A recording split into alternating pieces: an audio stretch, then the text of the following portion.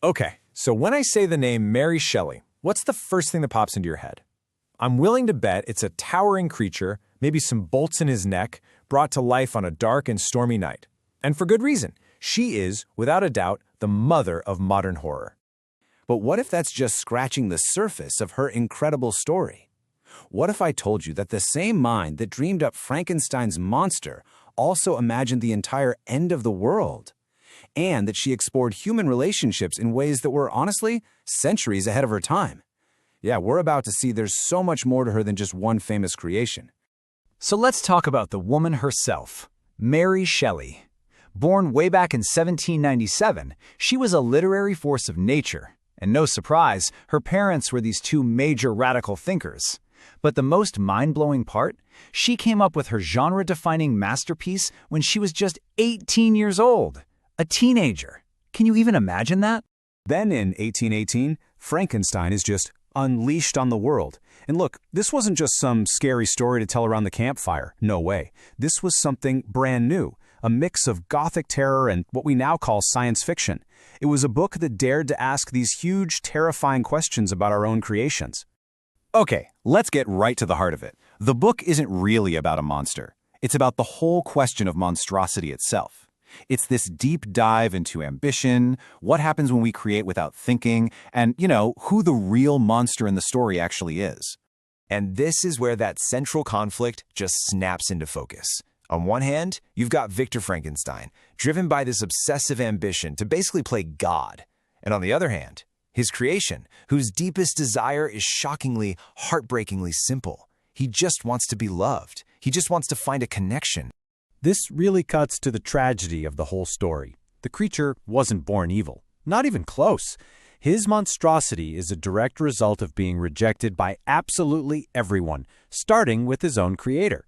He becomes a monster because that's how the world insists on treating him. And this theme of isolation, it is absolutely critical. Both the creator and the creation are so tragically alone. Victor pushes everyone away in his single-minded quest, while the creature is literally chased away because of how he looks. The whole novel is just this massive warning sign. Ambition without a moral compass leads to total devastation. But get this, Shelley's imagination didn't just stop with reanimated bodies.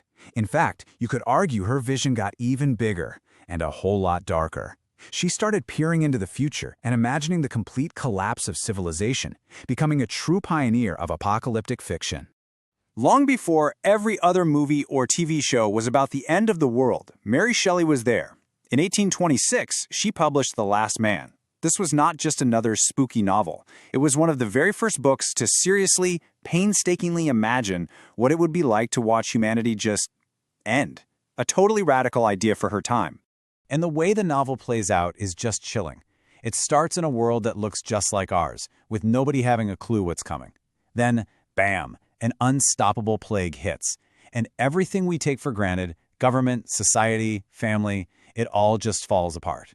The hero, Lionel, watches everyone he's ever known die, until finally he is completely alone.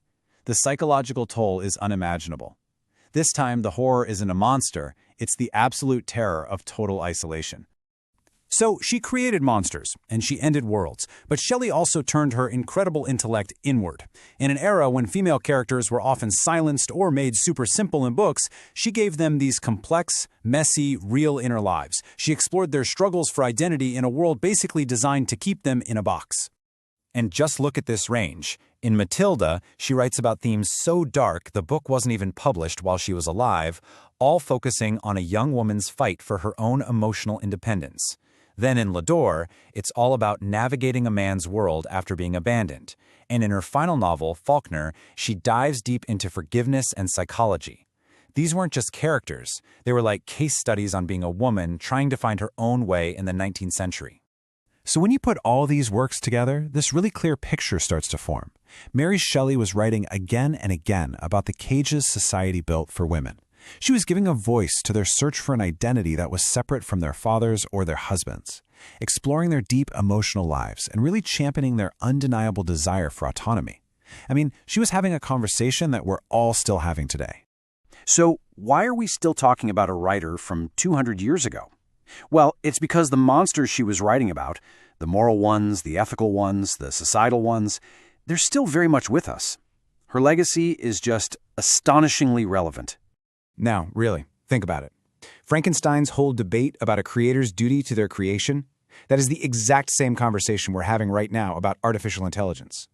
The Last Man's terrifying vision of a global plague that collapses society feels pretty familiar, and it taps right into our own anxieties.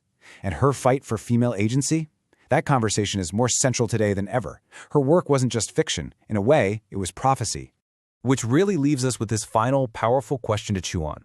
Mary Shelley's greatest warning was about what happens when we innovate without a conscience, when we create without really thinking through the consequences. It forces us to look around and ask ourselves, what are the monsters that we're creating in our